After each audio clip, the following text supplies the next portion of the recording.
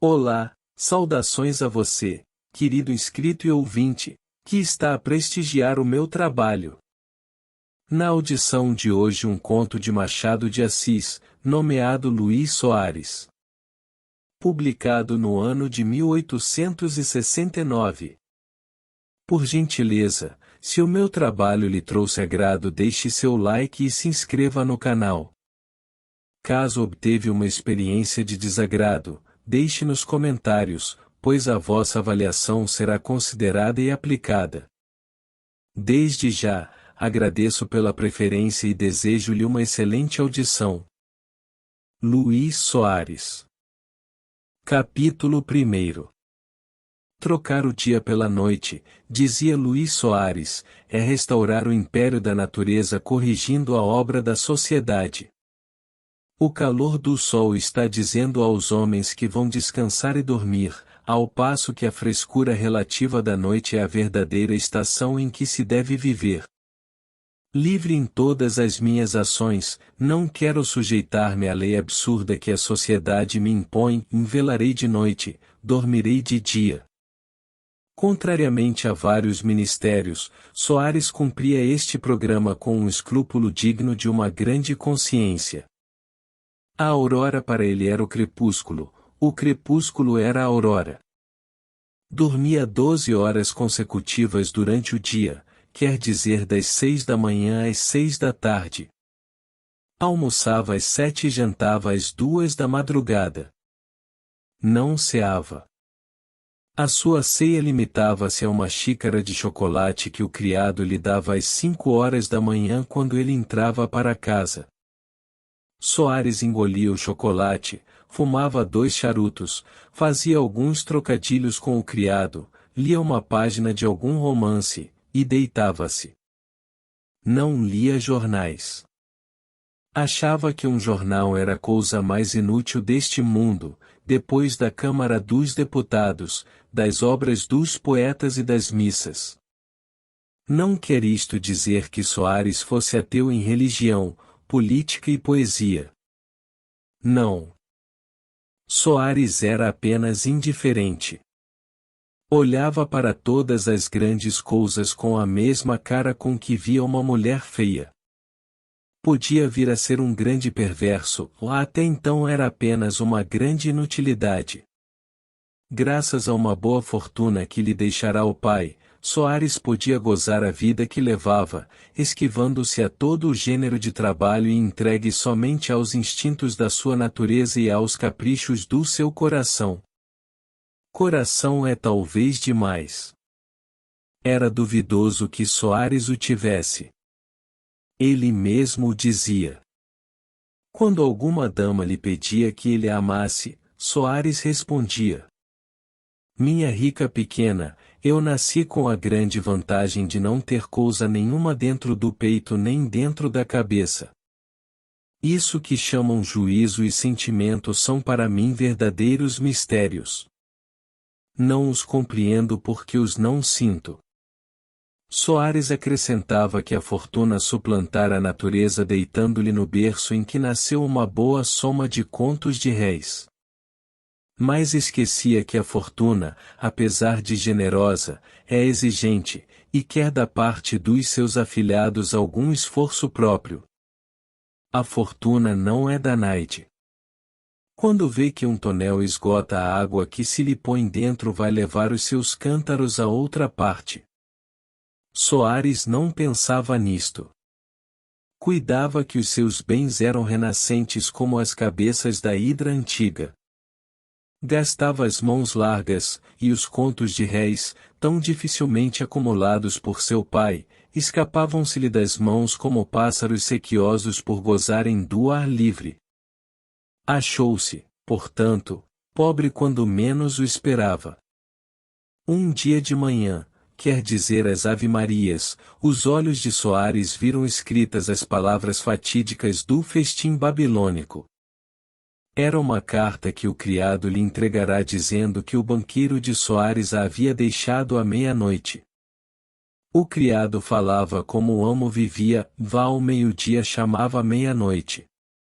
Já te disse, respondeu Soares, que eu só recebo cartas dos meus amigos, ou então de alguma rapariga, bem sei. É por isso que lhe não tenho dado as cartas que o banqueiro tem trazido há um mês. Hoje, porém, o homem disse que era indispensável que lhe eu desse esta. Soares sentou-se na cama, e perguntou ao criado meio alegre e meio zangado. Então tu és criado dele ou meu? Meu amo, o banqueiro disse que se trata de um grande perigo. Que perigo? Não sei. Deixa ver a carta. O criado entregou-lhe a carta.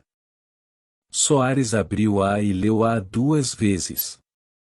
Dizia a carta que o rapaz não possuía mais que 6 contos de réis. Para Soares 6 contos de réis eram menos que 6 vinténs. Pela primeira vez na sua vida Soares sentiu uma grande comoção.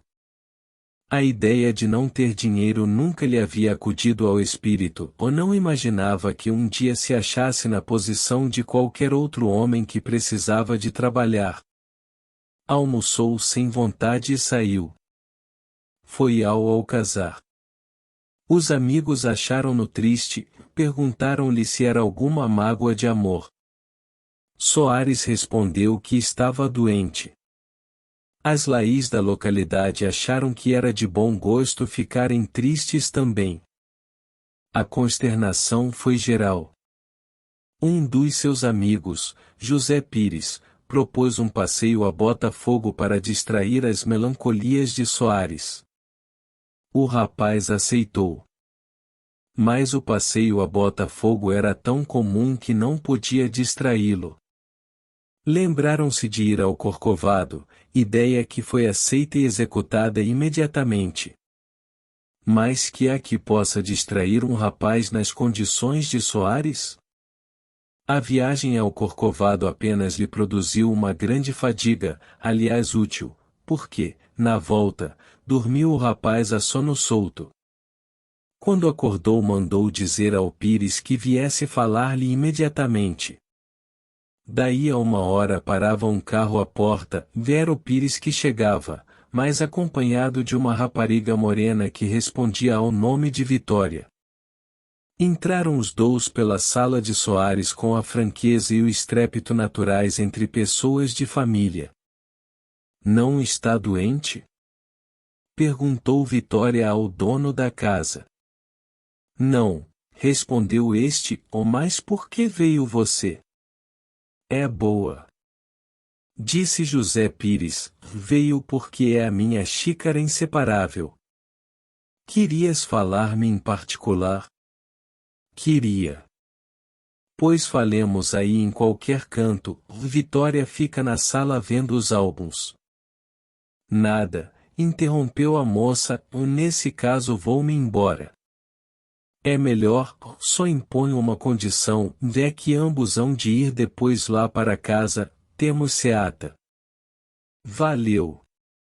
Disse Pires. Vitória saiu, os 2 rapazes ficaram sós. Pires era o tipo do bisbilhoteiro e leviano.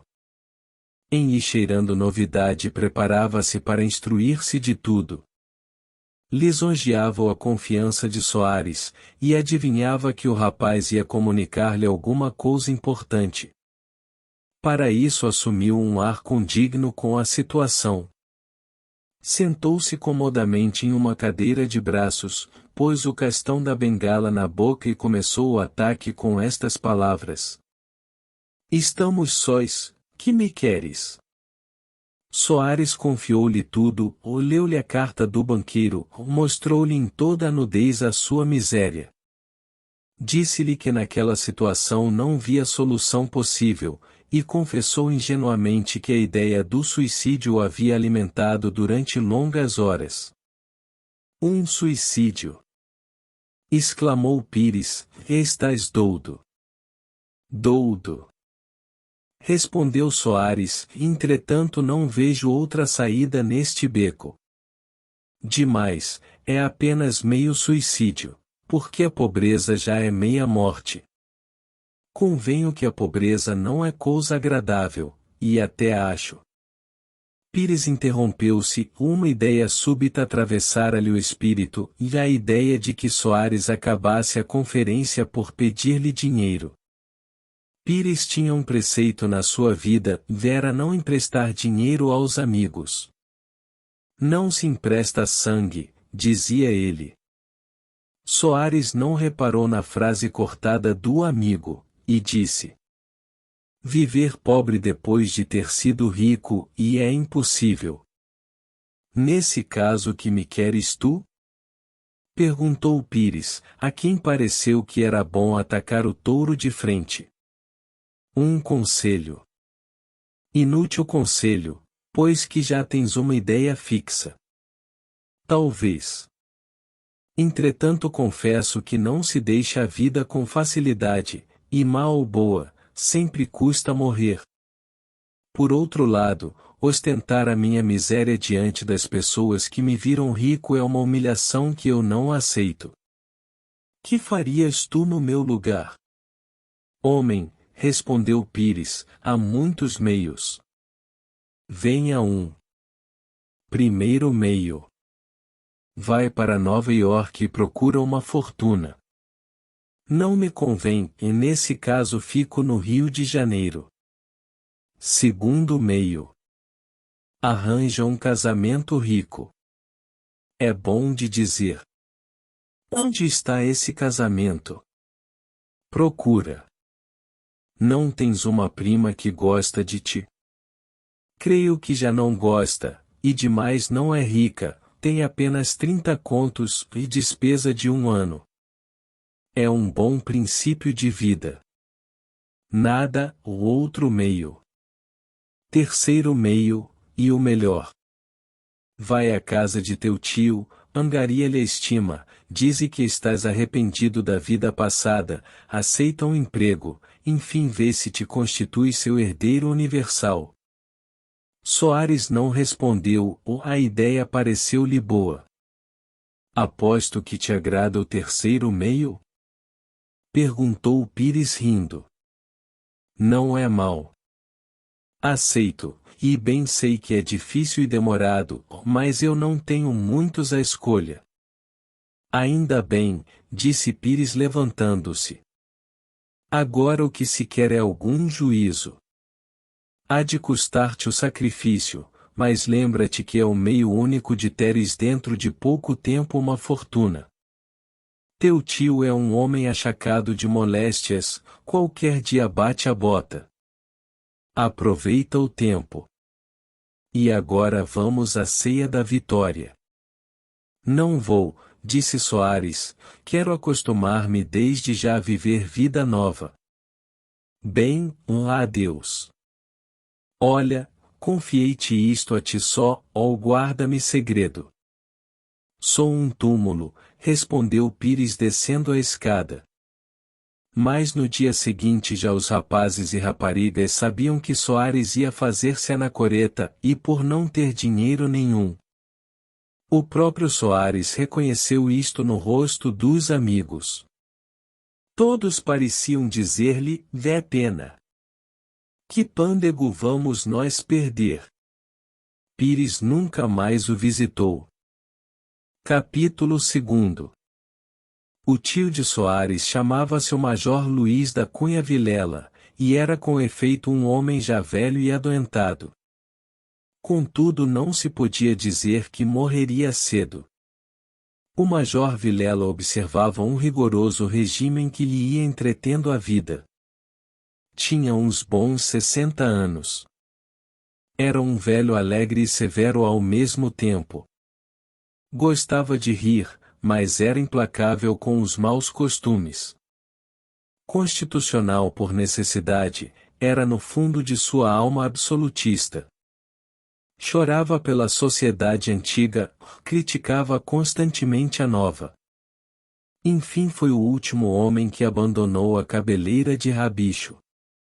Vivia o Major Vilela em Catumbi, acompanhado de sua sobrinha Adelaide, e mais uma velha parenta. A sua vida era patriarcal.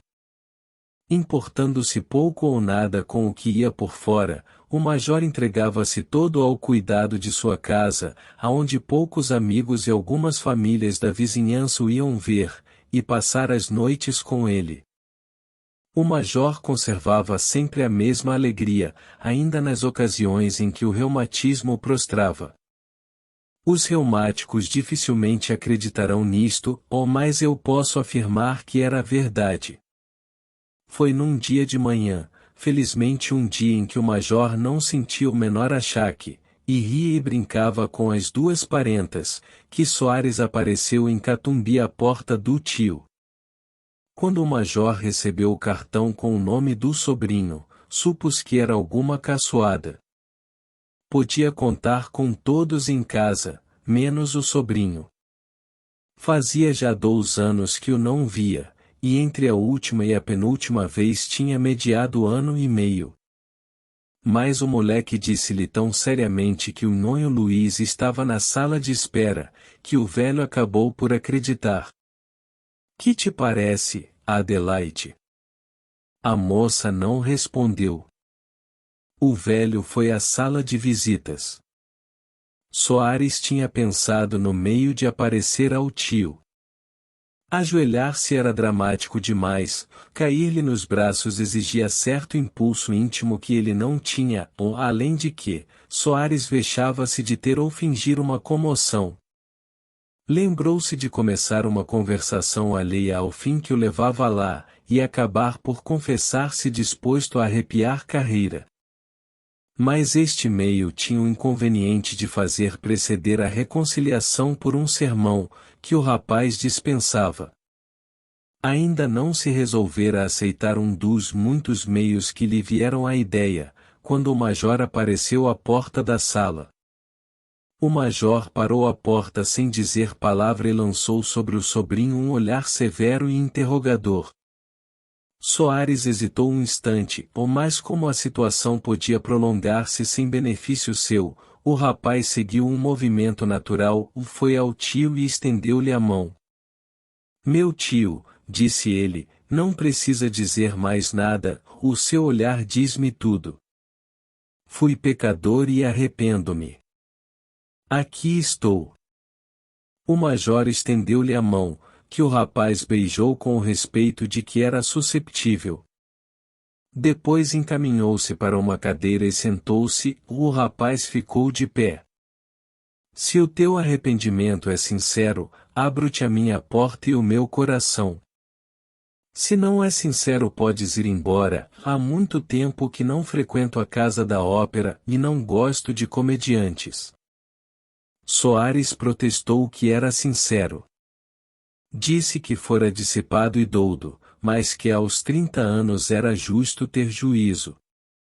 Reconhecia agora que o tio sempre tivera razão.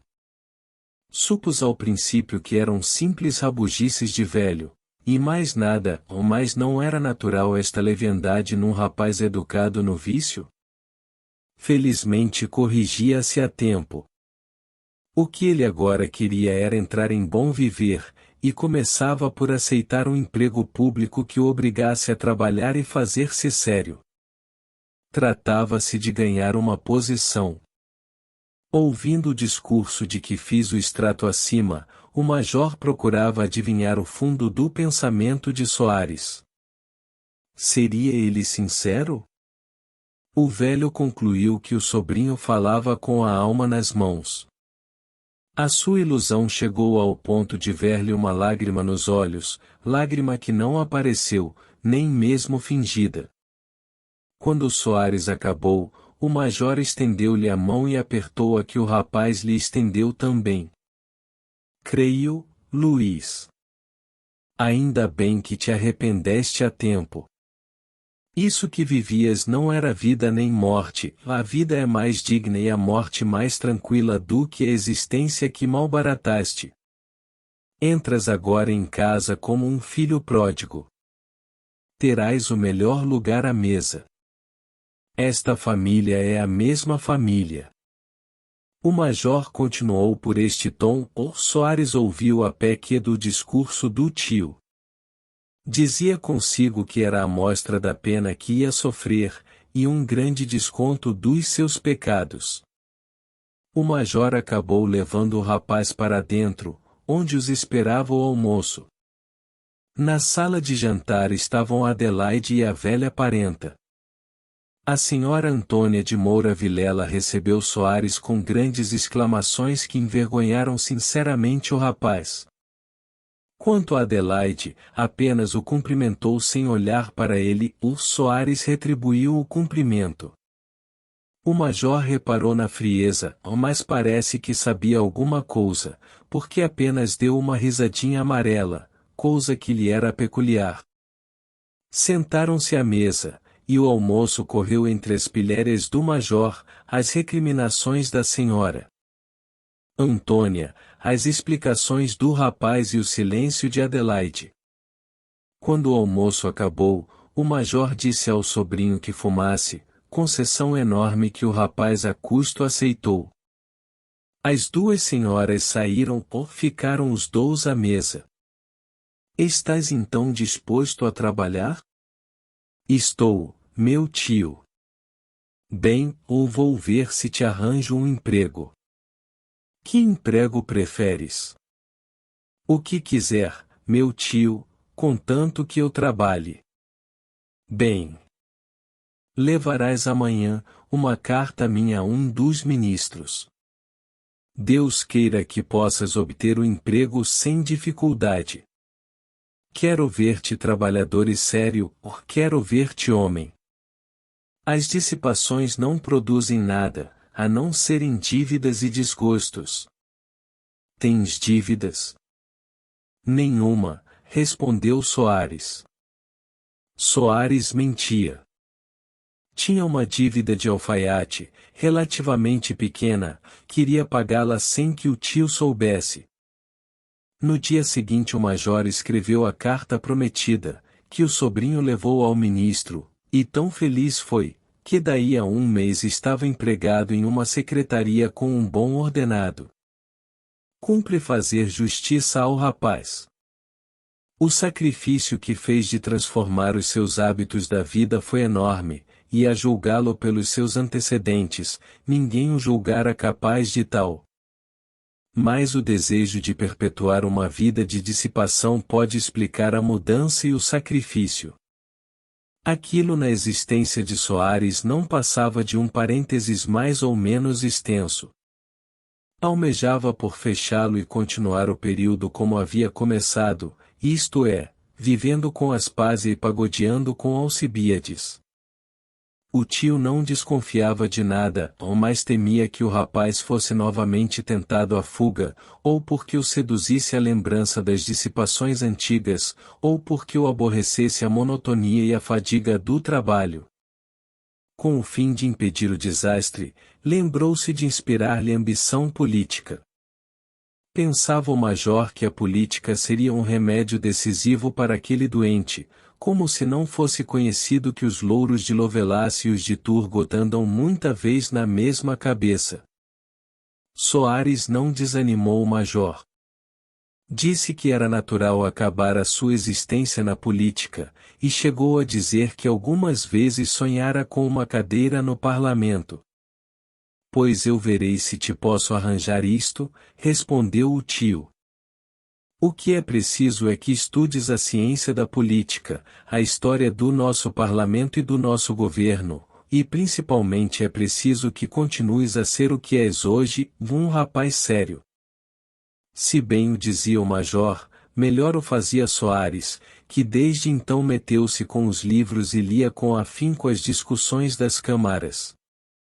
Soares não morava com o tio, mas passava lá todo o tempo que lhe sobrava do trabalho, e voltava para casa depois do chá, que era patriarcal, e bem diferente das seatas do antigo tempo.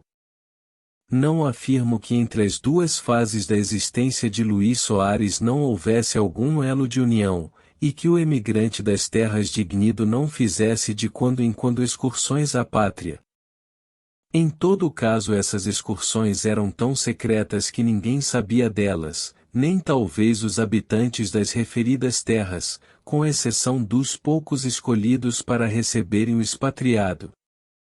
O caso era singular, porque naquele país não se reconhece o cidadão naturalizado estrangeiro, ao contrário da Inglaterra, que não dá aos súditos da rainha o direito de escolherem outra pátria. Soares encontrava-se de quando em quando com Pires. O confidente do convertido manifestava a sua amizade antiga oferecendo-lhe um charuto de Havana e contando-lhe algumas boas fortunas havidas nas campanhas do amor, em que o alarve supunha ser consumado general. Havia já 5 meses que o sobrinho do Major Vilela se achava empregado, e ainda os chefes da repartição não tinham tido um só motivo de queixa contra ele. A dedicação era digna de melhor causa. Exteriormente via-se em Luís Soares um monge, ou raspando-se um pouco achava-se o diabo. Ora, o diabo viu de longe uma conquista. Capítulo 3. A prima Adelaide tinha 24 anos, e a sua beleza, no pleno desenvolvimento da sua mocidade, tinha em si o condão de fazer morrer de amores. Era alta e bem proporcionada, tinha uma cabeça modelada pelo tipo antigo, a testa era espaçosa e alta, os olhos rasgados e negros, o nariz levemente aquilino. Quem a contemplava durante alguns momentos sentia que ela tinha todas as energias, a das paixões e a da vontade. Há de lembrar-se o leitor do frio cumprimento trocado entre Adelaide e seu primo, também se há de lembrar que Soares disse ao amigo Pires ter sido amado por sua prima. Ligam-se estas duas coisas. A frieza de Adelaide resultava de uma lembrança que era dolorosa para a moça, a Adelaide amar o primo, não com um simples amor de primos, que em geral resulta da convivência e não de uma súbita atração. Amara-o com todo o vigor e calor de sua alma, mas já então o rapaz iniciava os seus passos em outras regiões e ficou indiferente aos afetos da moça.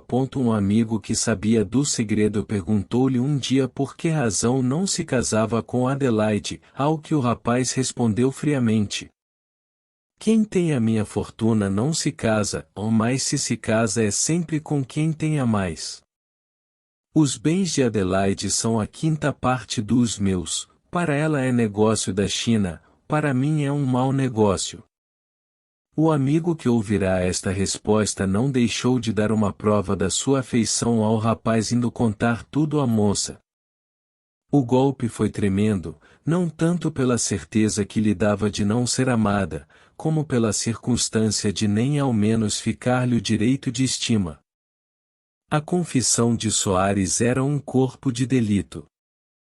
O confidente oficioso esperava talvez colher os despojos da derrota, mas Adelaide, tão depressa ouviu a delação como desprezou o delator. O incidente não passou disto. Quando Soares voltou à casa do tio, a moça achou-se em dolorosa situação, era obrigada a conviver com um homem ao qual nem podia dar apreço.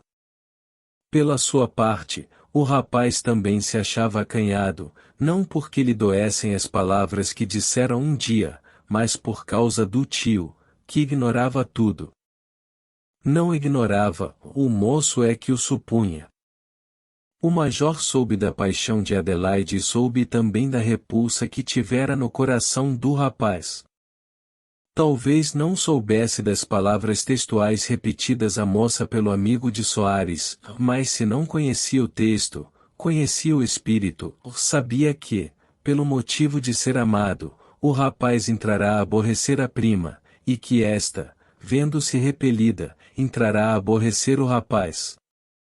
O major supôs até durante algum tempo que a ausência de Soares tinha por motivo a presença da moça em casa.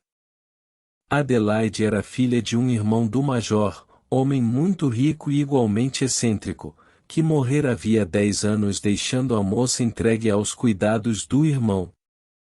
Como o pai de Adelaide fizera muitas viagens, parece que gastou nelas a maior parte da sua fortuna.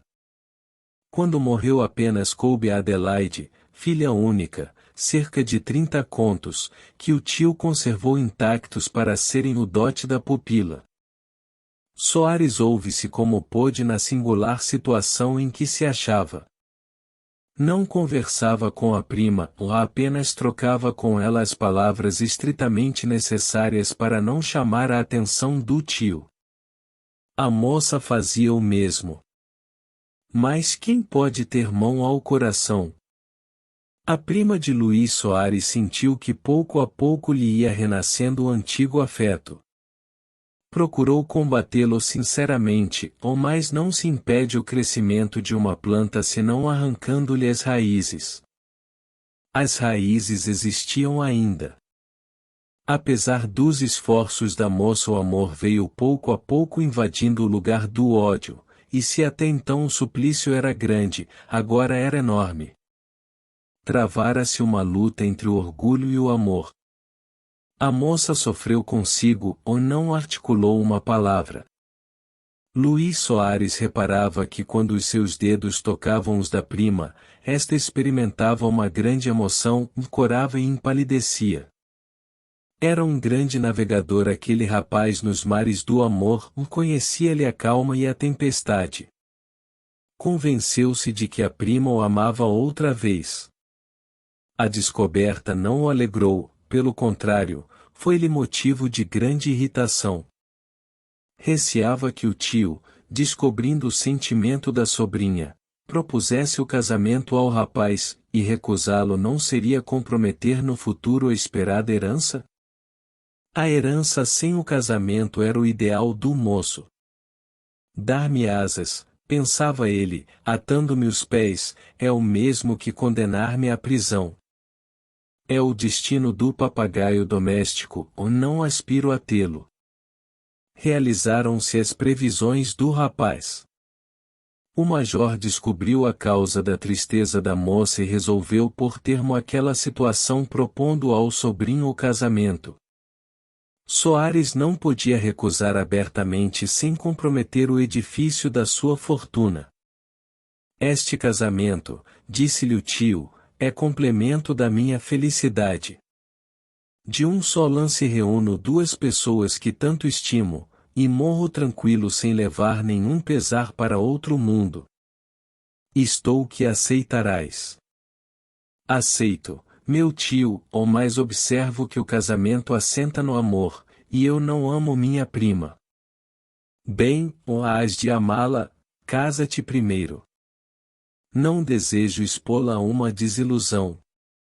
Qual desilusão? Disse o major sorrindo. Gosto de ouvir-te falar essa linguagem poética, mas casamento não é poesia.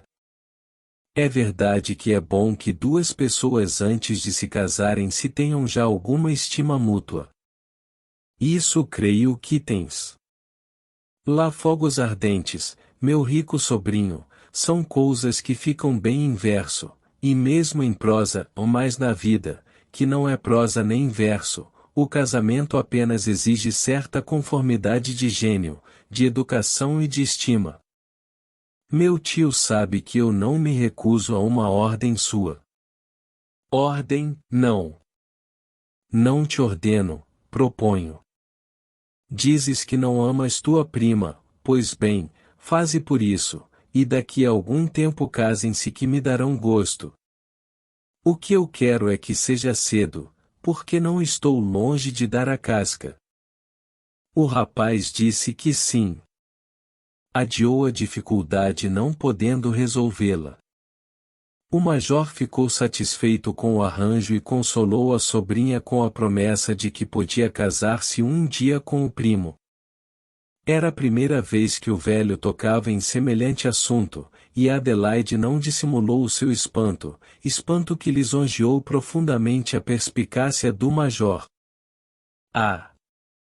Tu pensas, disse ele, que eu por ser velho já perdi os olhos do coração?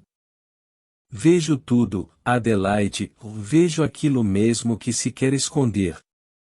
A moça não pôde reter algumas lágrimas, e como o velho a consolasse dando-lhe esperanças, ela respondeu abanando a cabeça. Esperanças, nenhuma. Descansa em mim, disse o major. Conquanto a dedicação do tio fosse toda espontânea e filha do amor que votava a sobrinha, está compreendeu que semelhante intervenção podia fazer supor ao primo que ela esmolava os afetos do seu coração. Aqui falou o orgulho da mulher, que preferia o sofrimento à humilhação. Quando ela expôs estas objeções ao tio, o major sorriu-se afavelmente e procurou acalmar a susceptibilidade da moça. Passaram-se alguns dias sem mais incidente, o rapaz estava no gozo da dilação que lhe dera o tio. Adelaide readquiriu o seu ar frio e indiferente. Soares compreendia o motivo, e aquela manifestação do orgulho respondia com um sorriso. 2 vezes notou Adelaide essa expressão de desdém da parte do primo. Que mais precisava para reconhecer que o rapaz sentia por ela a mesma indiferença de outro tempo? Acrescia que sempre que os dois se encontravam sós, Soares era o primeiro que se afastava dela. Era o mesmo homem. Não me ama, não me amará nunca, dizia a moça consigo. Capítulo 4. Um dia de manhã o Major Vilela recebeu a seguinte carta. Meu valente Major. Cheguei da Bahia hoje mesmo, e lá irei de tarde para ver-te e abraçar-te. Prepara um jantar. Creio que me não hás de receber como qualquer indivíduo. Não esqueças o vatapá. Teu amigo. Anselmo. Bravo. Disse o major. Temos cá o Anselmo, prima Antônia, mande fazer um bom vatapá. O Anselmo que chegará da Bahia chamava-se Anselmo Barroso de Vasconcelos. Era um fazendeiro rico, e veterano da independência. Com os seus 78 anos ainda se mostrava rijo e capaz de grandes feitos. Tinha sido íntimo amigo do pai de Adelaide, que o apresentou ao major, vindo a ficar amigo deste depois que o outro morrera. Anselmo acompanhou o amigo até os seus últimos instantes, e chorou a perda como se fora seu próprio irmão. As lágrimas cimentaram a amizade entre ele e o major. De tarde apareceu Anselmo galhofeiro e vivo como se começasse para ele uma nova mocidade. Abraçou a todos, deu um beijo em Adelaide, a quem felicitou pelo desenvolvimento das suas graças. Não se ria de mim, disse-lhe ele, eu fui o maior amigo de seu pai. Pobre amigo. Morreu nos meus braços. Soares, que sofria com a monotonia da vida que levava em casa do tio, alegrou-se com a presença do galhofeiro ancião, que era um verdadeiro fogo de artifício. Anselmo é que pareceu não simpatizar com o sobrinho do major. Quando o major ouviu isto, disse: Sinto muito, porque Soares é um rapaz sério. Creio que é sério demais. Rapaz que não ri. Não sei que incidente interrompeu a frase do fazendeiro. Depois do jantar Anselmo disse ao major: Quantos são amanhã? 15. De que mês? É boa. De dezembro. Bem, amanhã 15 de dezembro preciso ter uma conferência contigo e os teus parentes. Se o vapor se demora um dia em caminho pregava-me uma boa peça. No dia seguinte verificou-se a conferência pedida por Anselmo. Estavam presentes o major, Soares, Adelaide e Dona Antônia, únicos parentes do finado. Fazem hoje 10 anos que faleceu o pai desta menina, disse Anselmo apontando para Adelaide. Como sabem, o doutor Bento Varela foi o meu melhor amigo, e eu tenho consciência de haver correspondido à sua afeição até aos últimos instantes. Sabem que ele era um gênio excêntrico, toda a sua vida foi uma grande originalidade. Ideava 20 projetos, qual mais grandioso, qual mais impossível, sem chegar ao cabo de nenhum, porque o seu espírito criador tão depressa compunha uma coisa como entrava a planear outra. É verdade, interrompeu o major. O Bento morreu nos meus braços, e como derradeira prova da sua amizade confiou-me um papel com a declaração de que eu só o abrisse em presença dos seus parentes 10 anos depois de sua morte. No caso de eu morrer, os meus herdeiros assumiriam essa obrigação, e em falta deles, o major, a senhora Dona Adelaide, enfim qualquer pessoa que por laço de sangue estivesse ligada a ele. Enfim, se ninguém houvesse na classe mencionada, ficava incumbido um tabelião. Tudo isto havia eu declarado em testamento, que vou reformar. O papel a que me refiro, tenho aqui no bolso. Houve um movimento de curiosidade. Anselmo tirou do bolso uma carta fechada com lacre preto. É este, disse ele. Está intacto. Não conheço o texto, mas posso mais ou menos saber o que está dentro por circunstâncias que vou referir. Redobrou a atenção geral. Antes de morrer, continuou Anselmo, o meu querido amigo entregou-me uma parte da sua fortuna, quero dizer a maior parte, porque a menina recebeu apenas 30 contos. Eu recebi dele 300 contos, que guardei até hoje intactos, e que devo restituir segundo as indicações desta carta.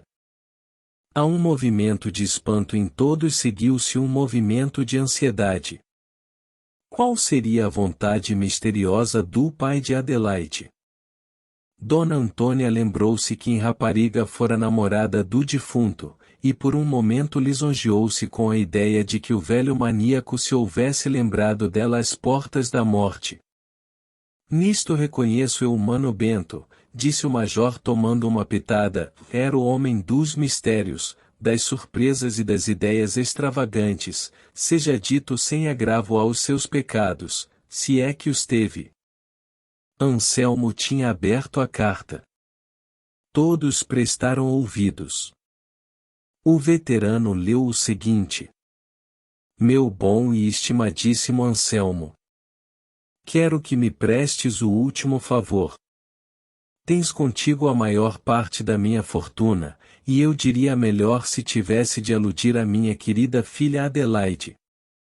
Guarda esses 300 contos até daqui a 10 anos, e ao terminar o prazo, lê esta carta diante dos meus parentes. Se nessa época minha filha Adelaide for viva e casada, entrega-lhe a fortuna. Se não estiver casada, entrega-lhe também, mas com uma condição, de que se case com o sobrinho Luís Soares, filho de minha irmã Luísa, quero-lhe muito, e apesar de ser rico, desejo que entre na posse da fortuna com minha filha. No caso em que esta se recuse a esta condição, fica tu com a fortuna toda. Quando Anselmo acabou de ler esta carta, seguiu-se um silêncio de surpresa geral, de que partilhava o próprio veterano, alheio até então ao conteúdo da carta. Soares tinha os olhos em Adelaide, esta tinha-os no chão. Como o silêncio se prolongasse, Anselmo resolveu rompê-lo. Ignorava, como todos, disse ele, o que esta carta contém. Felizmente chega ela a tempo de se realizar a última vontade do meu finado amigo. Sem dúvida nenhuma, disse o major. Ouvindo isto, a moça levantou insensivelmente os olhos para o primo, e os dela encontrarão-se com os dele. Os dele transbordavam de contentamento e ternura, a moça fitou-os durante alguns instantes. Um sorriso, já não zombeteiro, passou pelos lábios do rapaz. A moça sorriu com tamanho desdém às zumbaias de um cortesão. Anselmo levantou-se. Agora que estão cientes, disse ele aos 2 primos, espero que resolvam, e como o resultado não pode ser duvidoso, desde já os felicito. Entretanto, hão de dar-me licença, que tenho de ir a outras partes. Com a saída de Anselmo dispersara-se a reunião. Adelaide foi para o seu quarto com a velha parenta. O tio e o sobrinho ficaram na sala. Luís, disse o primeiro, és o homem mais feliz do mundo. Parece-lhe, meu tio? Disse o moço procurando disfarçar a sua alegria. És. Tens uma moça que te ama loucamente.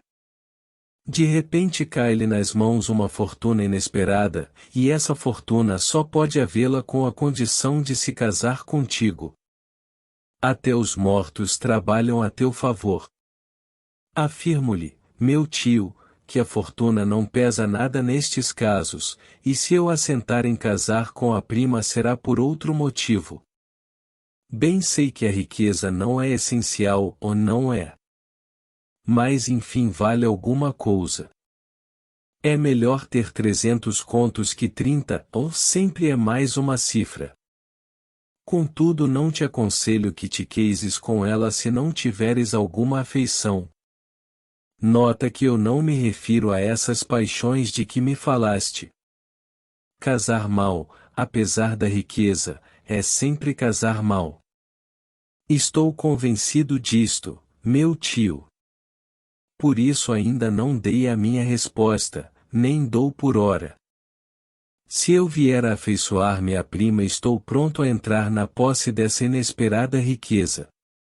Como o leitor terá adivinhado, a resolução do casamento estava assentada no espírito de Soares.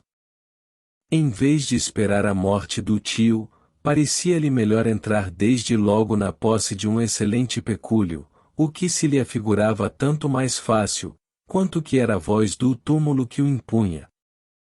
Soares contava também com a profunda veneração de Adelaide por seu pai.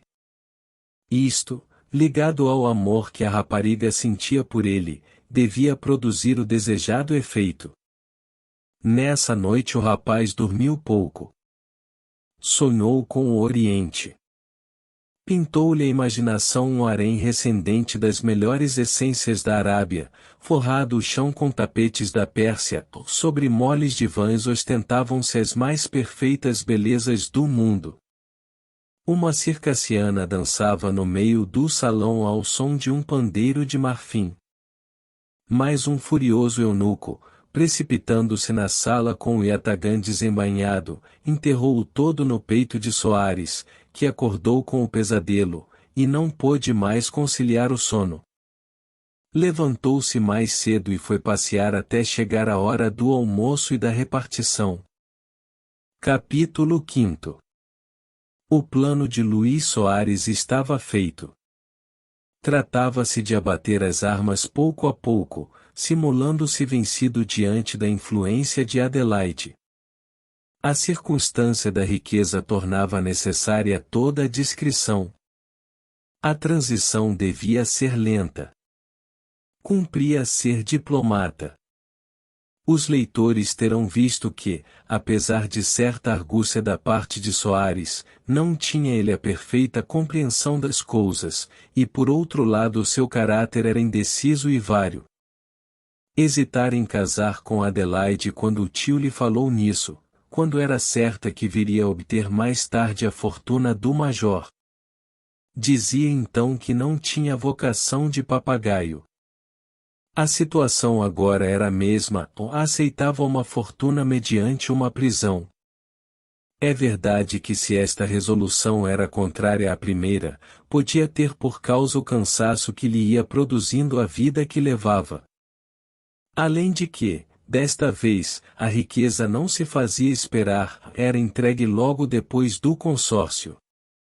300 contos, pensava o rapaz, é quanto basta para eu ser mais do que fui. O que não hão de dizer os outros? Antevendo uma felicidade que era certa para ele, Soares começou o assédio da praça, aliás praça rendida. Já o rapaz procurava os olhos da prima, já os encontrava, já lhes pedia aquilo que recusara até então, o amor da moça. Quando, à mesa, as suas mãos se encontravam, Soares tinha o cuidado de demorar o contato, e se a moça retirava a sua mão, o rapaz nem por isso desanimava. Quando se encontrava a sós com ela, não fugia como outrora, antes lhe dirigia alguma palavra, a que Adelaide respondia com fria polidez. Quer vender o peixe caro, pensava Soares. Uma vez atreveu-se a mais. Adelaide tocava piano quando ele entrou sem que ela ouvisse. Quando a moça acabou, Soares estava por trás dela. Que lindo! Disse o rapaz, deixe-me beijar-lhe essas mãos inspiradas. A moça olhou séria para ele, pegou no lenço que pusera sobre o piano, e saiu sem dizer palavra. Esta cena mostrou a Soares toda a dificuldade da empresa, mas o rapaz confiava em si, não porque se reconhecesse capaz de grandes energias, mas por espécie de esperança na sua boa estrela. É difícil subir a corrente, disse ele, mas sobe-se. Não se fazem Alexandres na conquista de praças desarmadas. Contudo, as desilusões iam se sucedendo, e o rapaz, se o não alentasse a ideia da riqueza, teria abatido as armas. Um dia lembrou-se de escrever-lhe uma carta. Lembrou-se de que era difícil expor-lhe de viva voz tudo quanto sentia, ou mais que uma carta, por muito ódio que ela lhe tivesse, sempre seria lida. Adelaide devolveu a carta pelo moleque da casa que lhe havia entregue. A segunda carta teve a mesma sorte. Quando mandou a terceira, o moleque não a quis receber. Luís Soares teve um instante de desengano. Indiferente à moça, já começava a odiá-la, se casasse com ela era provável que a tratasse como inimigo mortal. A situação tornava-se ridícula para ele, ou antes, já o era há muito, mas Soares só então o compreendeu. Para escapar ao ridículo, resolveu dar um golpe final, mais grande. Aproveitou a primeira ocasião que pôde, e fez uma declaração positiva à moça, cheia de súplicas, de suspiros, talvez de lágrimas. Confessou os seus erros, reconheceu que não a havia compreendido, mas arrependera-se e confessava tudo. A influência dela acabará por abatê-lo. Abatê-lo. Disse ela, não compreendo. A que influência alude?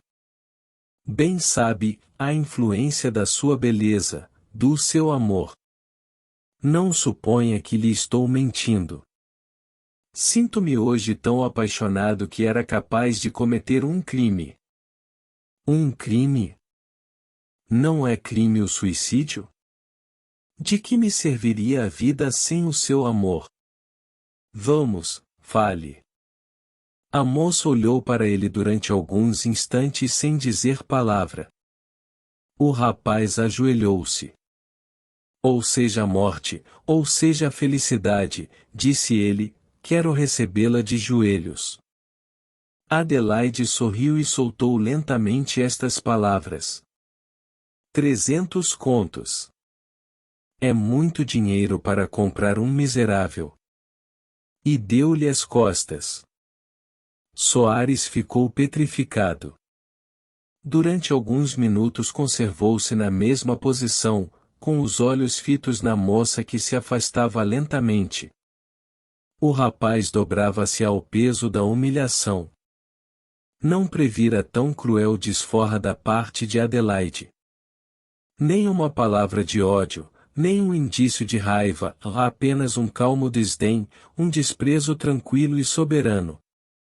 Soares sofrerá muito quando perdeu a fortuna, mas agora que o seu orgulho foi humilhado, a sua dor foi infinitamente maior. Pobre rapaz! A moça foi para dentro.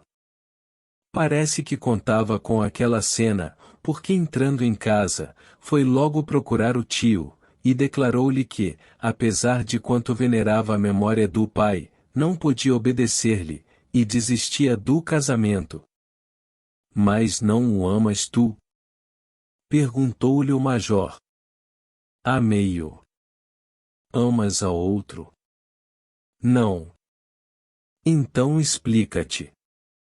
Adelaide expôs francamente o procedimento de Soares desde que ali entrara, a mudança que fizera, a sua ambição, a cena do jardim.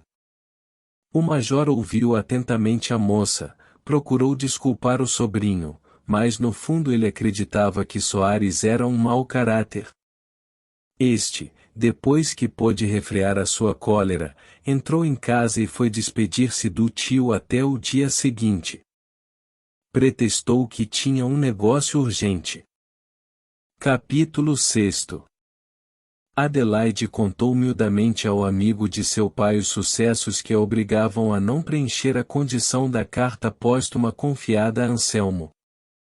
Em consequência desta recusa, a fortuna devia ficar com Anselmo, a moça contentava-se com o que tinha. Não se deu Anselmo por vencido, e antes de aceitar a recusa foi ver se sondava o espírito de Luís Soares. Quando o sobrinho do major viu entrar por casa o fazendeiro suspeitou que alguma coisa houvesse a respeito do casamento. Anselmo era perspicaz, e de modo que, apesar da aparência de vítima com que Soares lhe aparecerá, compreendeu ele que Adelaide tinha razão. Assim pois tudo estava acabado. Anselmo dispôs-se a partir para a Bahia, e assim o declarou à família do major. Nas vésperas de partir achavam-se todos juntos na sala de visitas, quando Anselmo soltou estas palavras. Major, está ficando melhor e forte, e eu creio que uma viagem à Europa lhe fará bem. Esta moça também gostará de ver a Europa, e creio que a senhora Dona Antônia, apesar da idade, lá quererá ir. Pela minha parte sacrifico a Bahia e vou também. Aprovam o conselho? Homem, disse o major, é preciso pensar. Qual pensar? Se pensarem não embarcarão. Que diz a menina? Eu obedeço ao tio, respondeu Adelaide.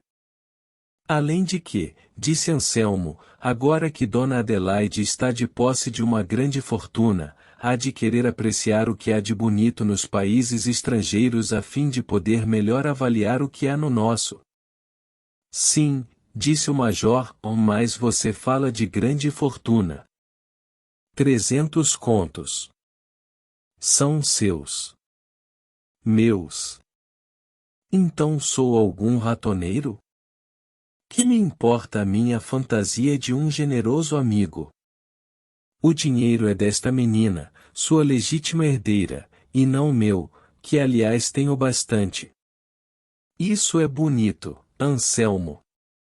Mas o que não seria se não fosse isto? A viagem à Europa ficou assentada. Luís Soares ouviu a conversa toda sem dizer palavra, mas a ideia de que talvez pudesse ir com o tio sorriu-lhe ao espírito. No dia seguinte teve um desengano cruel. Disse-lhe o major que, antes de partir, o deixaria recomendado ao ministro.